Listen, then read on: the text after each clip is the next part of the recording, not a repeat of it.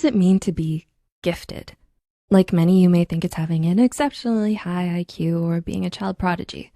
And while it's true that people who fall under these categories can be considered gifted, it's also time you realize that there are actually many different types of giftedness that tend to get overlooked and undervalued. First studied by researchers George Betts and Maureen Neihart in their 1988 article, Profiles of the Gifted and Talented. They identified 6 different types of gifted individuals, according to their behaviors, feelings, and needs. Curious to know which type you are?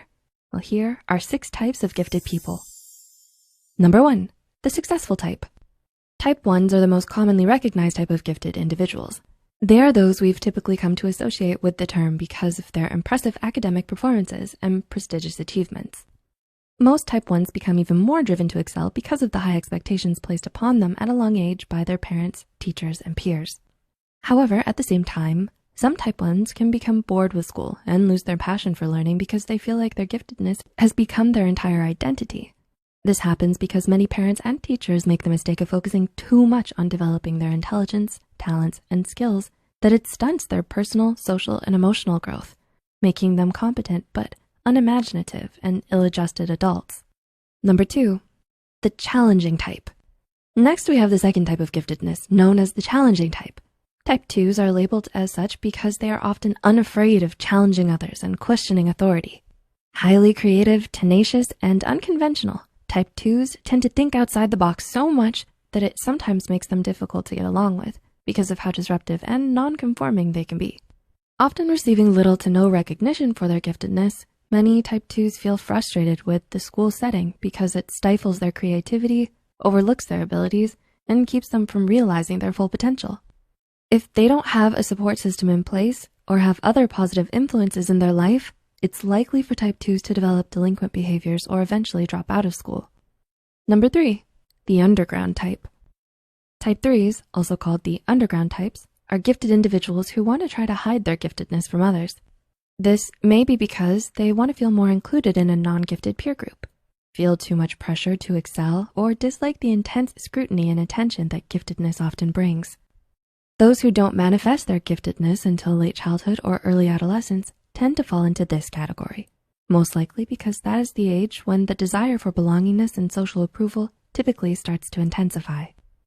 As a result of denying their full capabilities, they may end up feeling insecure and anxious.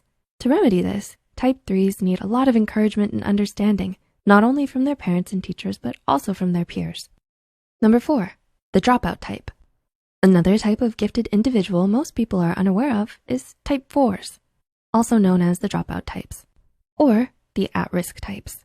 Type 4s tend to have a reputation and are labeled as such because they often struggle with feelings of anger, frustration, and depression as a result of their giftedness being overlooked.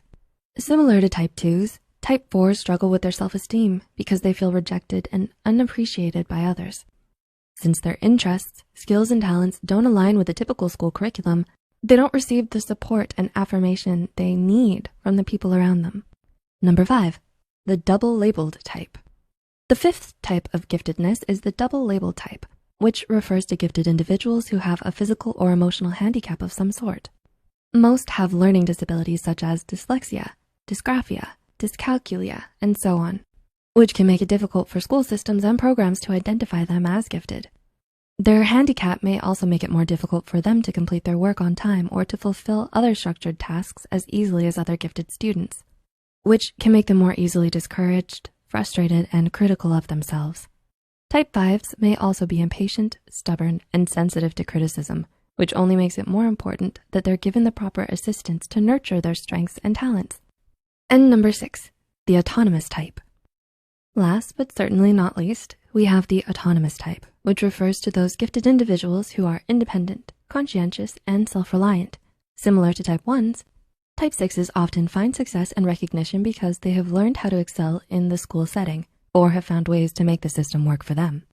Resourceful and goal-oriented, they are natural-born leaders and are well-respected by those around them. And unlike most other types, Type 6s often are aware that they're gifted. However, because they have such a strong sense of personal power, they are never preoccupied with impressing other people, gaining their approval, or fitting in with their peers. So which type did you relate to the most?